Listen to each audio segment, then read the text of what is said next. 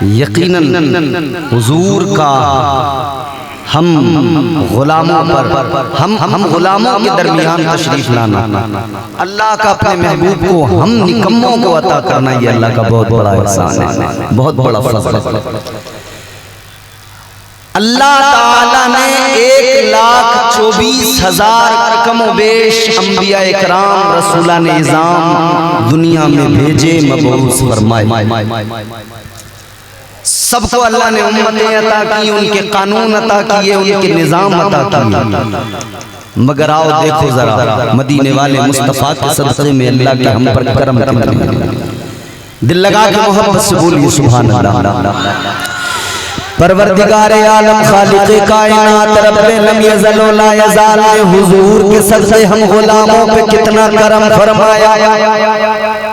अल्लाह ताला के जलीलुल कद्र पैगंबर जनाबे हजरत मूसा अलैहिस्सलाम, हजरत मूसा अलैहिस्सलाम एक मर्तबा तौरात की तिलावत फरमा रहे हैं। अल्लाह का कलाम, अल्लाह ताला का नाजिल करदा कलाम, हजरत मूसा अलैहिस्सलाम तिलावत फरमा रहे हैं। हजरत मूसा अलैहिस्सलाम की उम्मत का कानून पहले जान लीजिए। हजरत मूसा अलैहिस्सलाम की उम्मत का कानून ये, अगर रात में छुप कर किसी ने गुनाह किया, सुबह को उसकी पेशानी पे गैबी तौर पर लिख दिया जाता था, रात इसने ये गुनाह किया है। उसके दरवाजे पे लिख दिया जाता था, रात को इस बंदे ने गुनाह किया है। हजरत मूसा अलैहिस्सलाम तौरात की तिलावत कर रहे हैं। आपने तौरात के अंदर पढ़ा एक उम्मत दुनिया में ऐसी आएगी, एक उम्मत कायनात में ऐसी आएगी, रात में नहीं दिन के उजाले में छुप कर नहीं, जाहिरी तौर पर भी अगर वो उम्मत गुनाह करेगी तब भी अल्लाह करम फरमाएगा, उसके गुनाहों पे पर्दे डाल देगा, अल्लाह ऐब पोशी फरमाएगा। हजरत मूसा अलैहिस्सलाम ने अल्लाह की बारगाह में हाथ उठाए, अर्ज करने लगे, मौला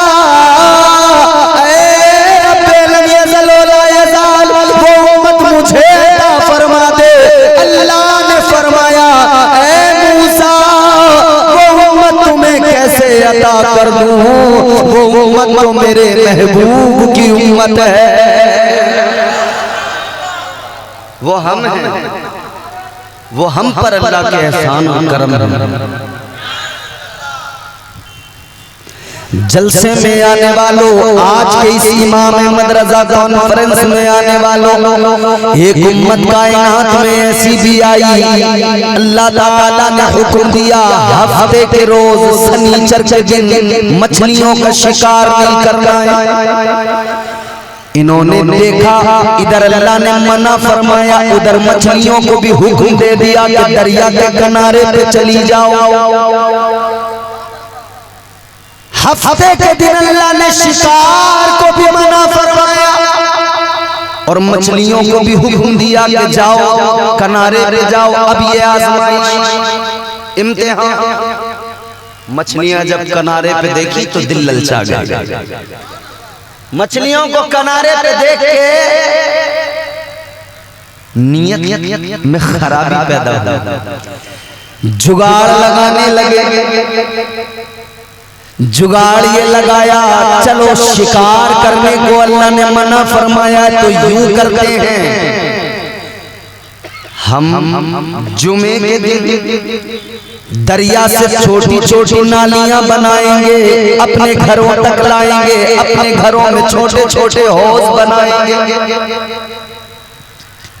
और जब हफ्ते के दिन शनिचर के दिन मछलियां किनारे पे आएंगी तो उन नालियों के जरिए हमारे घरों में आ जाएंगी, हमारे घर के हौज में आ जाएंगी, हम वहीं पे स्टोर कर लेंगे, इतवार के दिन शिकार करेंगे। जुगाड़ लगाने वालों ने जुगाड़ लगाया मगर अल्लाह नाराज हो गया। परवरदिगार का अज़ाब आ गया, अल्लाह ने चेहरे बिगाड़ दिए, अल्लाह ने बंदर बना दिया। आज के जलसे में आने वालों गौर से सुनो एक एक लफ्ज मेरा, बरगे ही ना पे लिखता हूँ मैं दर्द दिल की बात, शायद के रफ्ता रफ्ता लगे दिलरुबा के हाथ, अंदाज़े बयां करके बहुत शौक नहीं है, शायद के तेरे दिल में उतर जाए मेरी बात। ताजदारे मदीना के गुलामों, एक नाफरमान रब नाराज हुआ, जब परवरदिगारे आलम नाराज हो गया तो अज़ाब आ गया, अल्लाह ने चेहरे बिगाड़ दिए, बंदर बना दिया। आज के जलसे में आने वालों, जलसे से फारिग होकर जब घर जाओगे, घर पे जाकर आईना उठाना, शीशा उठाना, अपना चेहरा शीशे में देखना, फिर अल्लाह का शुक्र अदा करना और यूं कहना, ऐ मेरे मौला, एक नाफरमानी पर तूने उनके चेहरे बिगाड़ दिए, एक नाफरमानी पर तूने उन्हें बंदर बना दिया। मैं सुबह से लेकर रात तक मुसलसल मुस्तकिल नाफरमानियां करता रहता हूँ, लेकिन मौला तेरा शुक्र है मेरा चेहरा सलामत है, या अल्लाह तेरा शुक्र है मुझ पर अज़ाब नहीं आया, है मौला तेरा शुक्र है तूने मुझे बंदर नहीं बनाया, मेरी शबाहत सलामत है, मेरा हुस्न सलामत है।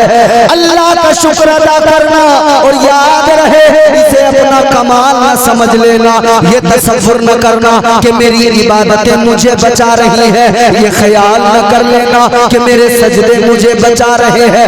याद रखना अगर अज़ाब नहीं आता तो ये तेरे सजदों का कमाल नहीं है, ये दुआ आमिना के लाल का कमाल है।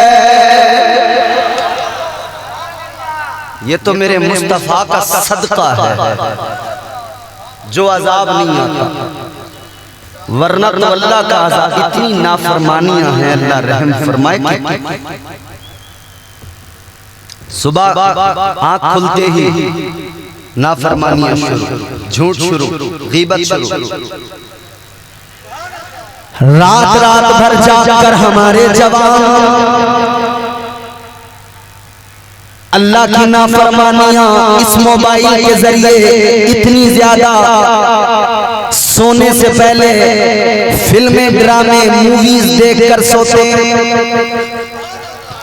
कहते हैं जरा देख लेते मोबाइल थोड़ी देर तक नींद आ जाती है। मोबाइल देखकर सोने वाले, जब मोबाइल नहीं था क्या लोगों को नींद नहीं आया करती थी? क्या लोग सोया नहीं करते थे? आज तू कहता है गाना सुन के नींद आती है, मगर याद रख ले कितना अच्छा होता तुझे गाना सुनकर नींद नहीं आती, बल्कि नबी का तराना सुन के नींद आ जाती। नाफरमानियां, लम्हा लम्हा लम्हा लम्हा नाफरमानियां, फिर भी अल्लाह का करम देगा। कुरान मजीद में अल्लाह ताला ने अपने बंदों को मिजाज दिया, परवरदिगार ने ऐलान फरमाया, या अय्युहन नफ्सुल मुतमइन्ना इरजिई इला रब्बिकी रादियतम मर्दिया। अल्लाह का कुरान कहता है, रब का फरमान है, ऐ इत्मीनान वाली जान अपने रब की बारगाह में इस तरह वापस लौट, इस तरह वापस जा कि तेरा रब तुझसे राजी हो, तू अपने रब से राजी हो। समझ में आ रही बात? बोलिए, लब खोलिए, चेहरों से रुमाल हटा सकते हैं एक मिनट को, अगर बात अल्लाह तबारक व तआला की पाकी बोलने की आए, क्या दिक्कत है? एक लम्हे के लिए इधर तेरे चेहरे से ये रुमाल हटेगा, इधर ये लब खुलेंगे, ये लब हिलेंगे, तू सुभान अल्लाह बोलेगा, उधर परवरदिगार तेरी किस्मत के ताले खोलेगा, तू इधर अल्लाह की पाकी बोलेगा, अल्लाह तेरे वजूद को पाक फरमा देगा। बोलो, जोर से बोलो सुभान अल्लाह, और जोर से बोलो सुभान अल्लाह। इत्मीनान वाली जान, ये इत्मीनान वाली जान कौन सी है? जिसे कुरान ने नफ्स मुतमइन्ना कहा है ना। पीर साहब क़िबला तशरीफ फरमा है, इनसे पूछिए, ये बताएंगे। ये सूफिया की बातें हैं। हम तो रात को बिस्तर पे सो जाते हैं, ये अल्लाह वाले रात रात भर अल्लाह का जिक्र करते करते रातें गुजार देते हैं। अल्लाह ताला ने इन रात में जागने वालों का मकाम भी बयान फरमाया। अल्लाह ताला ने औलिया का मकाम भी बयान फरमाया। वो जो अल्लाह के महबूब बंदे हैं, सूफिया इकराम, अल्लाह ने फरमाया कुरान मजीद में अल्लाह का ऐलान, वल्लज़ीना यबीतूना लिरब्बिहिम सुज्जदन व क़ियामा। रात में जागने वालों की फजीलत अल्लाह ने बयान फरमाई। मगर कौन लोग? रात में तो मोबाइल चलाने वाला भी जाग रहा है, क्रिकेट खेलने वाला भी जाग रहा है, रात में फुटबॉल खेलने वाला भी जाग रहा है। मगर अल्लाह ने किसकी अजमतों का डंका बजाया? कुरान ने। ये वो है, कुरान कहता है, जो रातों को जाग कर अल्लाह ताला की इबादत करते हैं, जिनकी रातें क़याम में गुजरती हैं, जिनकी रातें सजदे की हालत में गुजरती हैं। एक तरफ तो अल्लाह का कुरान उन लोगों की अजमत बयान करता है जो रात में जागते हैं, जो अल्लाह की इबादत करते हैं, जिनके सर सजदे में होते हैं, जो क़याम करते हैं, सजदे करते हैं। मगर दूसरी तरफ आपने बारहा अपने उलमा से सुना होगा, अल्लाह ताला ने रात को किस लिए बनाया? आराम के लिए। किस लिए बनाया अल्लाह ने रात को? आराम के लिए। आराम के लिए अल्लाह ने रात को बनाया। मगर अल्लाह ताला तो जागने वालों की फजीलत बयान फरमा रहा है। या अल्लाह तूने तो रात को आराम के लिए बनाया, फिर ये जागने वालों की फजीलत बयान करने का मतलब जवाब कलंदरों की बारगाहों में मिलता है, सूफियों की बारगाहों में मिलता है। कभी जरा आया करो ना अपने मशाइख की बारगाहों में, कभी जरा ज़ानुए अदब तय करके उनसे मालूम तो किया करो। अजीजा ने गिरामीउल कद्र, एक तरफ तो अल्लाह ने रात को आराम के लिए बनाया, दूसरी तरफ अल्लाह का कुरान रात में जागने वालों का मकाम बयान फरमा रहा है। तो सूफिया की बारगाह में चलो, सूफिया जवाब देते, सुनो बात बिल्कुल दुरुस्त है, अल्लाह ताला ने रात को आराम के लिए बनाया। कोई और तवक्को तो नहीं थी आपको मुझसे? अगर हो भी तो शायद इसके बाद में न रहे, क्योंकि मैं तकरीर अपने मिजाज के मुताबिक ही करता हूं, और उम्मीद है मुझे कि जितने मुझे सुनने वाले लोग हैं वो सुन लेते हैं हर जगह। गौर करो अजीजों, सूफिया जवाब देते हैं, बेशक अल्लाह ने रात को आराम के लिए बनाया। जुमला मेरा महफूज कर लेना, और अगर बात समझ में आए तो बोल भी देना, ताकि मुझे एहसास हो जाए कि आप समझ चुके हैं। सूफिया फरमाते हैं, यकीनन अल्लाह ताला ने रात को आराम के लिए बनाया, मगर लतीफ जुमला सूफिया का सुनो, फरमाते हैं ये अपनी किस्मतों का मामला है। किसी को अपने बिस्तर पे लेट के आराम आता है, किसी को अल्लाह की बारगाह में सर झुका के आराम आता है। किसी को क्रिकेट में आराम मिलता है रात में, किसी को रुकू करते हुए आराम मिलता है। ये अपना अपना मामला है अजीजों। ये जो नफ्स है ना हमारे साथ, ये कहता है, उकसाता है, गुनाहों की रग़बत दिलाता है। नफ्स की कई किस्में हैं, नफ्स अम्मारा हर मोमिन हर काफिर के पास है, गुनाहों की तरफ लेके चलता है। आज मुआशरे में बढ़ती हुई ये तमाम खराबियां, ये नफ्स की पैरवी के सबब, ये मस्जिदें जो खाली नजर आ रही हैं, शैतान भी एक दुश्मन है, वो भी लगा हुआ है, मगर नफ्स की पैरवी जो बंदा करने लगा, आज दीन की तालीम से जो लोग दूर नजर आ रहे हैं, क्या सबब? ताजदारे मदीना वाली ये कायनात मुस्तफा जाने रहमत का कलमा पढ़ने वालों, एक तरफ तो हम ऐलान करते हैं, दुनिया को बताते हैं कि हम मुस्तफा के गुलाम हैं, हम मुसलमान हैं, हम मोमिन, मगर दूसरी जानिब किरदार हमारा, दूसरी जानिब तरीक़े जिंदगी, दूसरी जानिब मामलाते जिंदगी, क्या अपनी जिंदगी हमने कभी गौर से देखी, नजर डाली खुद पर? हम अपने आप को साहिब ईमान तो कहते हैं, मगर जिंदगी ईमानी नजर नहीं आती। कौन सी खराबी है जो आज हमारी कौम में मौजूद नहीं? कौन सी खराबी है जो हमारे मुआशरे में नहीं पाई जाती? इमाम अहमद रजा कॉन्फ्रेंस में आने वालों, आज अगर हमारी खराबियां हदे तजावुज को ना पहुंचती तो जो इख्तिदार अल्लाह ने अता किया था, जो मनसब अल्लाह ने अता किया था, वो मनसब आज भी बाकी होता, वो इख्तिदार आज भी बाकी होता।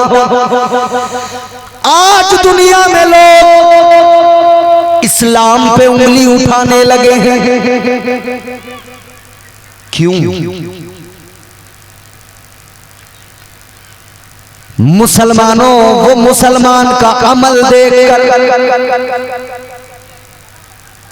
अगर वो इस्लाम पढ़कर बात करेंगे तो फिर वो बोलेंगे कि इस्लाम तो वो पाकीज़ा मजहब है जो औरत को भी इज्जत देता है, जो मुआशरे से तमाम बुराइयों को दूर करता है। इस्लाम तो वो मजहब है जो शराब को हराम कहता है, जो चोर के हाथ काटने की बात करता है, जो जानी को पत्थर मारने की बात करता है। इस्लाम तो वो है,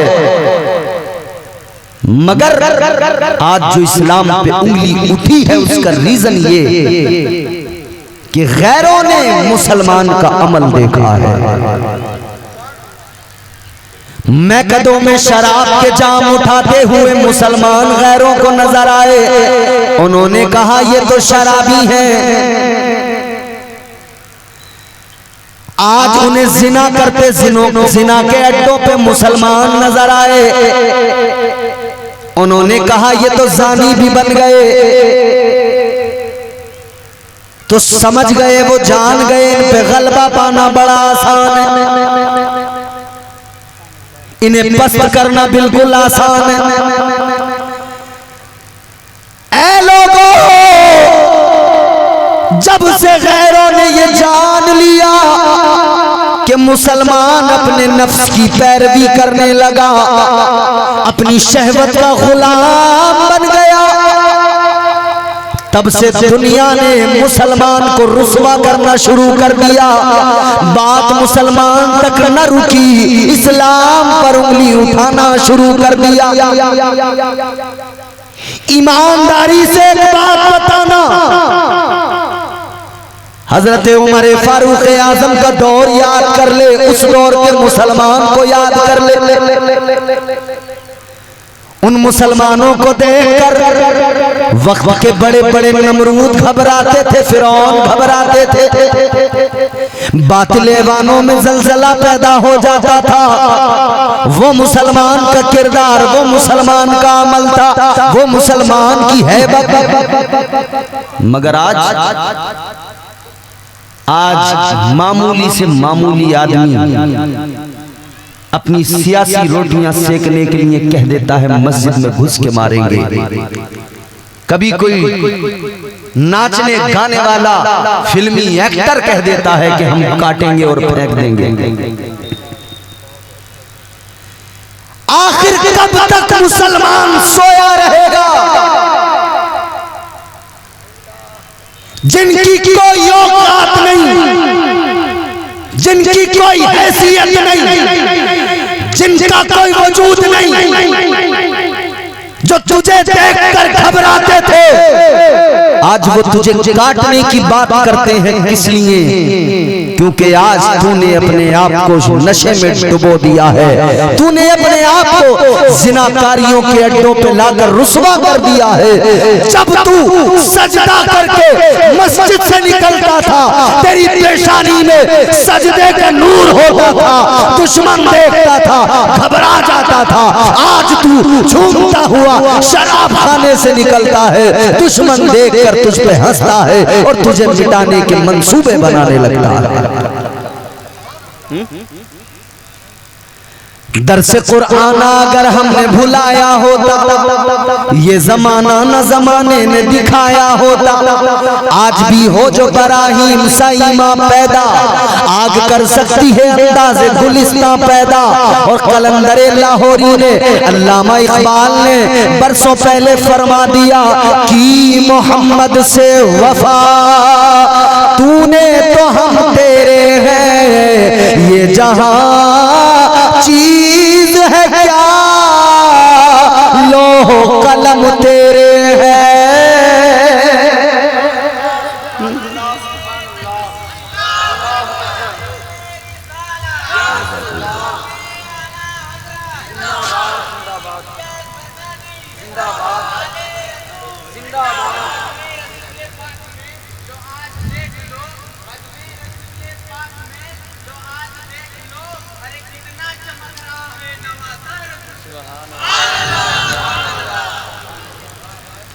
ज़हन करीब कीजिए, मोहब्बत से सारा मजमा बोले सुभान अल्लाह।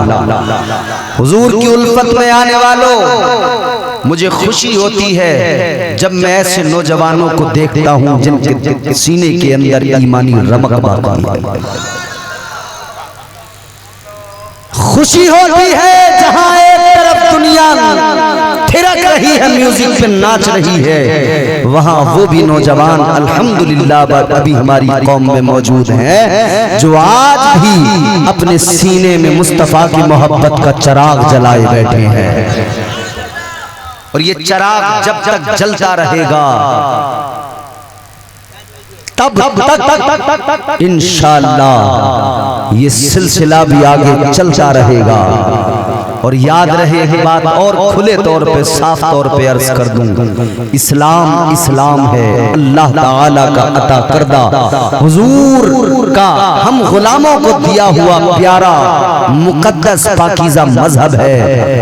ये मेरे होने न होने से, किसी और के होने न होने से इस पर कोई फर्क नहीं पड़ता। ये इस्लाम है, इस्लाम था, इस्लाम है, इस्लाम रहेगा। कुरान था, कुरान है, कुरान रहेगा। इस्लाम की गर्दन पे हुसैन इब्ने अली का एहसान था, एहसान है, एहसान रहेगा। मगर मसला यही है, रोना यही है कि नफ्स की पैरवी जब से हम करने लगे तो नफ्स अम्मारा सिर्फ गुनाहों की तरफ लेके जाता है। नफ्स अपनी मंजिलें जब तय करता है तो एक मंजिल नफ्स की नफ्स लव्वामा होती है, एक मंजिल नफ्स की नफ्स मुल्हिमा होती है। एक मंजिल, फिर एक बुलंद मंजिल, एक आला तरीन मंजिल नफ्स की, जिसे नफ्से मुतमइन्ना कहा जाता है। इसी नफ्से मुतमइन्ना का जिक्र कुरान ने किया। ताजदारे मदीना वाली ये कायनात मुस्तफा जाने रहमत के प्यारे दीवानों, ज़हन करीब करो, नफ्से मुतमइन्ना क्या होता है? ये नफ्स मुतमइन्ना क्या है, जरा सा इसको मैं आपको समझा देता हूँ। नफ्स मुतमइन्ना वो जो बंदे को हमेशा नेकियों की तरफ लेकर जाए, नेकियों की रग़बत दिलाए। नफ्स मुतमइन्ना वो कि जब बंदा उस मंजिल को पहुंच जाता है तो परवरदिगारे आलम का करम बंदे से मालूम करता है, ऐ बंदे तू मेरी बारगाह में आ रहा है, मगर बता क्या तू अपने रब की दी हुई जिंदगी, दी हुई नेमतों और अपने रब की जानिब से मुकद्दर की गई चीजों पर राजी है? तो फिर बंदा इधर से कहता है, या अल्लाह मैं हर हाल में तेरी रजा में राजी, और मौला इल्तिजा मेरी इतनी है परवरदिगार तू भी अपने इस गुनहगार बंदे से राजी हो जा। नफ्स मुतमइन्ना। अच्छा, नफ्स की बात चली है तो जरा एक बात और अर्ज कर दूं, तवज्जो है, सुनना चाहते हैं? अल्लाह ताला ने जब नफ्स को पैदा फरमाया, हमारे उलमा भी जरा सी तवज्जो आपकी दरकार है माजरत के साथ। हिंदुस्तान का अजीम नकीबुल हिंद हजरत हसन अतहर साहिब क़िबला, जानते हो आपके इलाके से तो हैं, मगर हिंदुस्तान ही नहीं बल्कि जहाँ जहाँ उर्दू बोली जाती है, उर्दू को समझा जाता है, वहाँ वहाँ हसन अतहर साहब पहुँच चुके हैं, चाहे वो अपनी निज़ामत के जरिए पहुँचे हों या अपनी शायरी के जरिए पहुँचे हों। ये वो बाकमाल शख्सियत है। नफ्स, अल्लाह ने जब पैदा फरमाया नफ्स को, तो परवरदिगारे आलम ने इससे एक सवाल किया। अल्लाह ताला ने फरमाया, ये बता मैं कौन हूं? बड़ा सिंपल सीधा साधा सवाल है। परवरदिगारे आलम ने फरमाया, बता मैं कौन हूं? जवाब बिल्कुल सीधा बनता है, आपके जहन में भी है, मगर नफ्स क्या चीज है समझो, इसने सीधा जवाब नहीं दिया। इसने कहा अंता अंता, अना अना, कहने लगा तू तू है, मैं हूं। अल्लाह अकबर।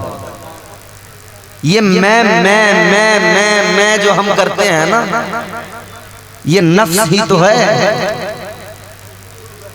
हमने कहा हसन अतहर साहब बड़े नाज़िम, तो पीछे से कोई बोला हाँ होंगे, मैं भी तो मैं हूं।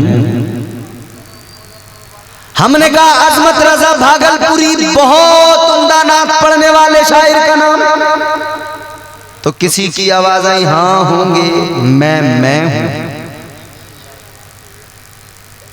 ये मैं जो है ना, मैं शैतान ने जब मैं किया ना, बड़ा इबादत गुजार था, अल्लाह ने सारी इबादतें इसके मुंह पे मार दी, इसे बारगाह से निकाल दिया, अपनी मरदूद बना दिया। तू किसी और से न हारेगा, तू किसी और से न हारेगा, तुझको तेरा गुरूर मारेगा। ये जो मैं करता है ना इंसान, अखलाक की दौलत से कभी दूर न होना, अखलाक की दौलत से कभी दूर न होना, कौनैन भी मिल जाए तो मगरूर न होना। यहां तो मियां चार पैसे आए, आदमी का मिजाज ही बदल गया। थोड़ा सा जरा सा अल्लाह ने नवाज दिया, थोड़ा सा आया, पूरी कोशिश करने लगा कि किसी तरह कारून बन जाऊं, पूरी कोशिश है। मगर कारून बनने की कोशिश मत करो, क्योंकि उसका अंजाम जान लो। मूसा अलैहिस्सलाम ने यूं हाथ उठा के कहा था, मौला अजाब भेज दे। अल्लाह ने जमीन में उसको धंसा दिया। उसके दो एक साथी भी थे, होते हैं ना यहाँ जो हमारे दरमियान कारून शद्दाद मिलेंगे आपको, इनके चमचे भी तो होते हैं ना दाएं बाएं। वो चम्मच अपनी अलग ही उनकी राय, उसके कारून के दो चार चमचे थे, वो हजरत मूसा अलैहिस्सलाम पे फिर भी इल्जाम लगा रहे थे। कह रहे थे कारून के पास में दौलत बड़ी है ना, घर है उसका, दौलत है। कहा इसको इन्होंने इसीलिए तो बद्दुआ करके जमीन में धंसा दिया कि उसकी दौलत पे कब्जा कर लेंगे, उसके मकान पे कब्जा कर लेंगे। हजरत मूसा अलैहिस्सलाम ने अल्लाह की बारगाह में हाथ उठाए, मौला ए परवरदिगार, इसने मेरा दिल दुखाया है, मौला इसे भी, इस पर भी अजाब भेज। धंस गया जमीन में। उन्होंने कहा कि माल पे कब्जा करना चाहते हैं। मूसा अलैहिस्सलाम ने अर्ज किया, मौला इसका माल भी बर्बाद कर दे। अल्लाह ताला ने उसके माल को, उसके घर को भी जमीन के अंदर धंसा दिया और फरमाया गया वो जमीन में मुसलसल अंदर को धंसता ही जा रहा है, कयामत तक वो अंदर को धंसता ही जाएगा, धंसता ही जाएगा। अल्लाह अल्लाह ताला ने नफ्स से बड़ा सिंपल सा सवाल किया, बता मैं कौन हूं?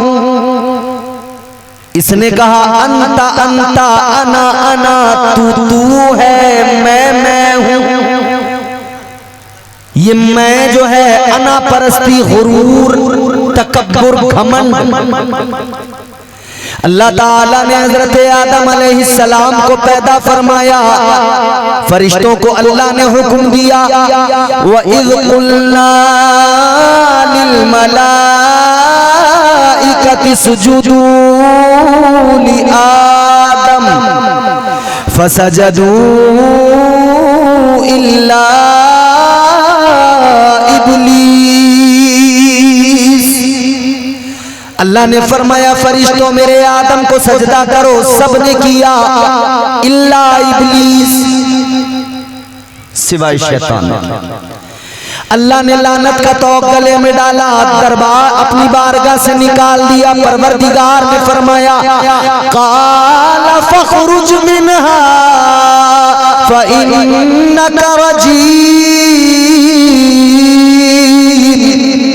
व इन्ना अलैका लानता इला यौमिद्दीन।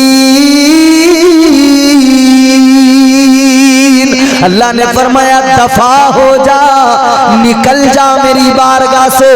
परवरदिगार ने फरमाया तुझे कयामत तक के लिए लानती बना दिया गया है।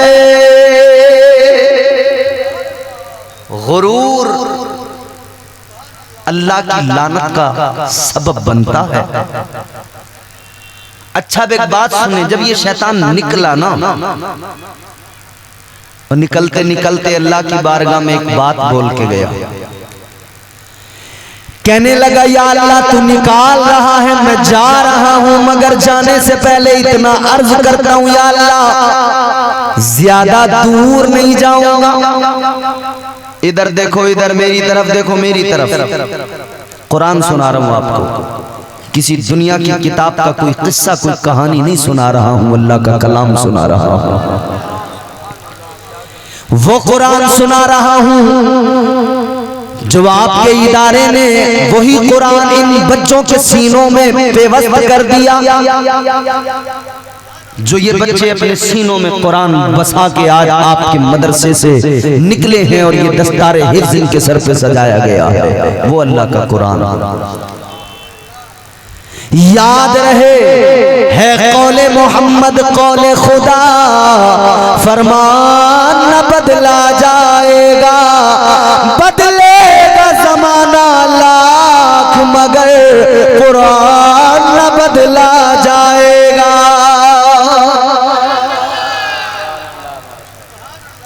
ये अल्लाह का कलाम है, अल्लाह का कुरान है। ये वो किताब जिसके बारे में खुद अल्लाह ने फरमाया नज़्ज़लना अलैकल किताब तिबयानन लिकुल्लि शै हुदन व रहमतन व बुशरा लिल मुस्लिमीन। अल्लाह ने फरमाया ये जो कुरान नाजिल किया गया है ये वो किताब है, ये वो कलाम है जिसमें हर शय का खुला बयान है, हर शय का खुला बयान। अब सुनो गौर से, शैतान जाते जाते कहने लगा या अल्लाह ज्यादा दूर नहीं जाऊंगा, आप अगर ज्यादा दूर जाने के चक्कर में हो तो बता दो। अल्लाह आपको शादाबाद रखे, सलामत रहे। अल्हम्दुलिल्लाह इस वक्त भी आप तकरीर सुन रहे हैं, बड़ी बात है, वरना अभी का ताजा तरीन मामला आपने देखा ही होगा। आजकल जलसों में हो भी यही रहा है, नात सुन के लोग निकल जाते हैं, तकरीर सुनने वाला कोई नहीं, 10, 5, 20, 50 लोग, 100 लोग मुश्किल से रह जाते हैं। जब ये कौम कुरान सुनेगी ही नहीं तो इस कौम के दिल में कुरान की मोहब्बत आएगी कहां से? जब ये कौम मुस्तफा की हदीसें सुनेगी ही नहीं, ये सिर्फ तरन्नुम पे अगर झूमती रही कौम तो दीन से तो दूर ही हो जाएगी ना।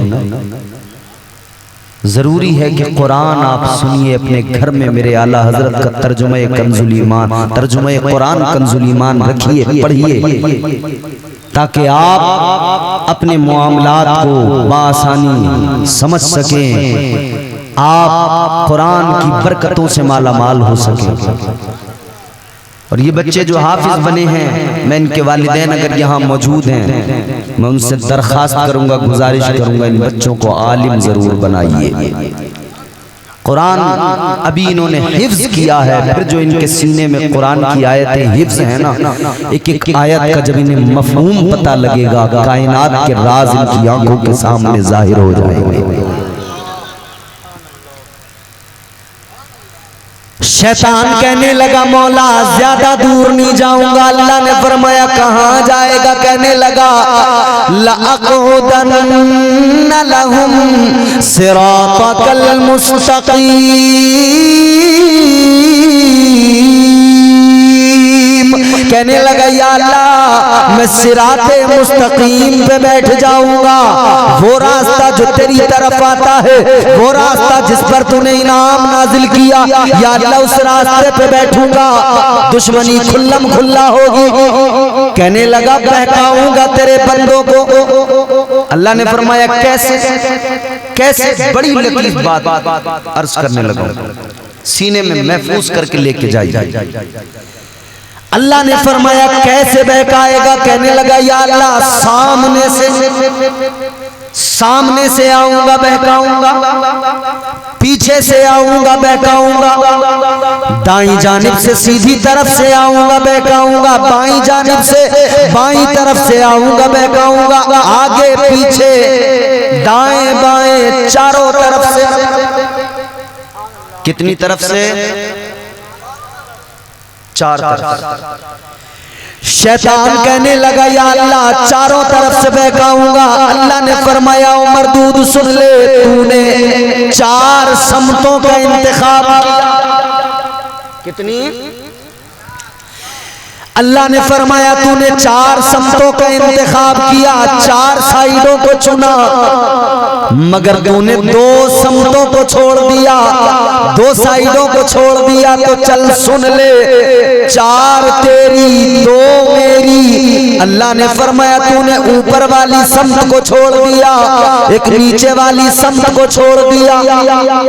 अल्लाह ताला ने फरमाया तू बहकाएगा, चारों तरफ से हमले करेगा, मगर सुन ले जब बंदा बहक जाएगा, गुनाह उससे हो जाएगा, फिर एक दिन ऐसा से नदामत बेदार होगा, उसकी आंख में नदामत का अश्क आएगा, वो रोएगा, मेरी बारगाह में सर झुकाएगा, वो मेरी बारगाह में आएगा, वो रोकर मेरा बंदा मुझसे इल्तिजा करेगा।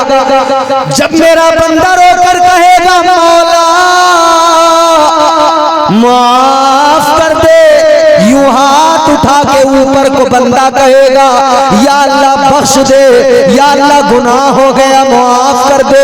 अल्लाह फरमाता है फिर मैं ऊपर से करम करूंगा, अपने बंदे के सारे गुनाहों को माफ कर दूंगा।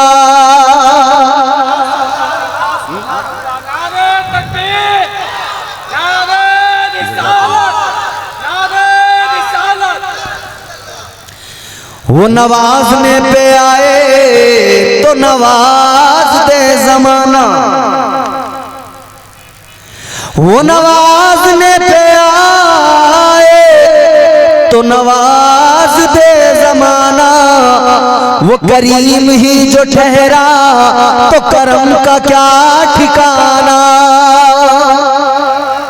वो हमारा रब है, कभी मगरूर न होना, कभी अपने आप पर, अपनी दौलत, अपनी शोहरत, अपनी ताकत, इस पर कभी घमंड न करना, कभी तकब्बुर न करना।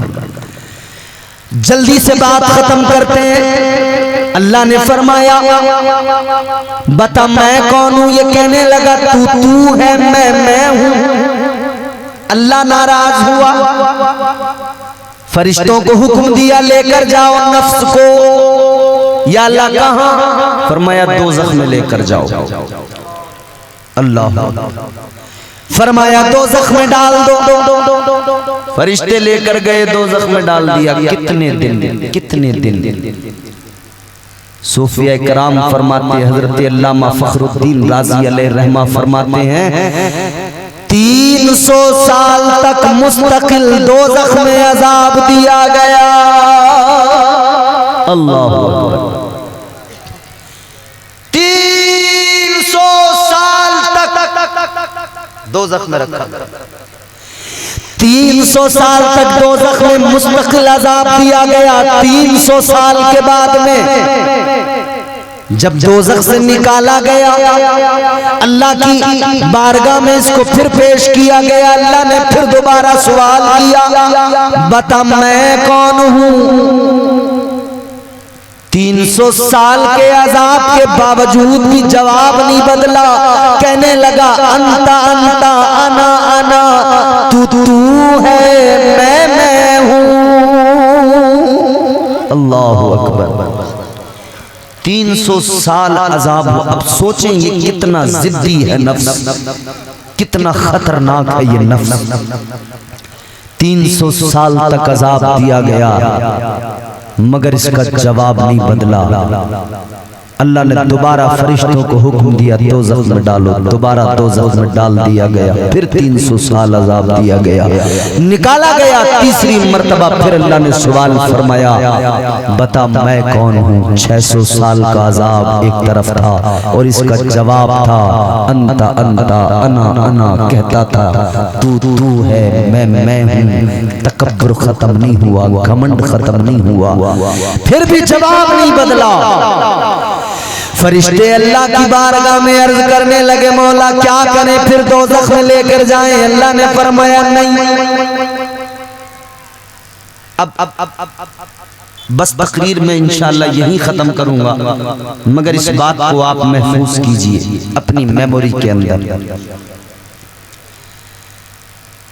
600 साल का अजाब, जवाब नहीं बदला। फरिश्तों ने अर्ज किया या अल्लाह दोज़ख में डाले।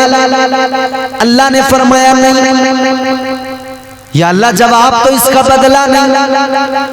अल्लाह ने फरमाया ऐसे इसका जवाब नहीं बदलेगा। तो फरिश्ते अर्ज करने लगे मौला फिर क्या किया जाए। अब जुमले सुनो, क्या किया जाए। अल्लाह ने फरमाया ऐसे जवाब नहीं बदलेगा। अब यूं करो, इस पर भूख का बोझ डाल दो, भूख के दरवाजे खोल दो, भूख का बोझ इसके ऊपर डालो, इबादत का बोझ इसके ऊपर डालो, सजदों का बोझ इसके ऊपर डालो। जब नफ्स के ऊपर भूख का बोझ डाला गया, सजदों का बोझ डाला गया, इबादत का बंदगी का बोझ डाला गया, ये बोझ इसके ऊपर डाला गया, फिर अल्लाह ताला ने फरमाया अब बता मैं कौन हूँ। यही नफ्स था, अजाब तो झेले, जवाब नहीं बदला, मगर अब इसके ऊपर भूख का बोझ आया, इसके ऊपर सजदों का बोझ आया। अब यही नफ्स कहने लगा तू मेरा परवरदिगार है, तू मेरा खुदा है, तू मेरा मालिक है, तू मेरा खालिक है। अल्लाह ने बंदो मुझे और आपको हम सबको मिजाज दिया नफ्स की पैरवी न करना, नफ्स को काबू में करना।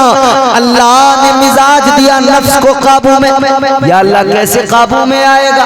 अल्लाह ने मिजाज दे दिया, ज्यादा कुछ नहीं करना है, इतना सिर्फ इतना करना है, नफ्स के ऊपर भूख का बोझ डालो, इबादत का बोझ डालो, सजदों का बोझ डालो, ये काबू में आ जाएगा, ये तुम्हारे कंट्रोल में आ जाएगा। पता लग गया, अल्लाह ने मिजाज भी दे दिया और ज़ाब्ता भी वही अता फरमाया। 11 महीने साल में ऐसे कि जिनमें हलाल पाकीज़ा चीजों को अल्लाह ने खाने का हुक्म दिया, मगर 1 महीना रमजान आया, अल्लाह ने फरमाया अब जरा अपने नफ्स को काबू में करो, इस पर भूख का बोझ डाल दो, अब जरा दिन भर कुछ नहीं खाना, अब अल्लाह की रजा के लिए सारा दिन खाना बंद कर दो, नफ्स पे भूख का बोझ डाल दो ताकि ये तुम्हारे काबू में आ जाए। अल्लाह ने 5 वक्त की नमाजें फर्ज फरमाई, मिजाज दे दिया 5 वक्त इस नफ्स के ऊपर सजदों का बंदगी का बोझ डाल दो ताकि ये तुम्हारा नफ्स तुम्हारे काबू में रहे। और जब इस तरह ये काबू में आएगा तो फिर ये नफ्स मुतमइन्ना की मंजिल पे पहुंचेगा। फिर कुरान कहेगा या अय्युहन नफ्सुल मुतमइन्ना इरजिई इला रब्बिकी रादियतन मरदिया। अल्लाह ताला का कुरान फिर पुकार के कहेगा ऐ इत्मीनान वाली जान, अपने रब की तरफ वापस इस हाल में आ कि रब तुझसे राजी हो, तू अपने रब से राजी हो। गर्दिश में कहा उसके मुकद्दर का सितारा हो जिसको मयस्सर तेरी रहमत का सहारा। तन्हा है, अकेला है, तू यकता है, अहद है, गैरत तेरी करती नहीं, शिरकत को गवारा। हक ये है कि तुझ बिन कोई माबूद नहीं है तेरे सिवा कौन मददगार हमारा। अस्तगफिरुल्लाह रब्बी मिन कुल्लि ज़ंबिन व अतूबु इलैह। कलमा शरीफ पढ़े ला इलाहा इल्लल्लाह मुहम्मदुर रसूलुल्लाह सल्लल्लाहु अलैहि वसल्लम व मा अलैना इल्लल बलाग। अस्सलामु अलैकुम व रहमतुल्लाह।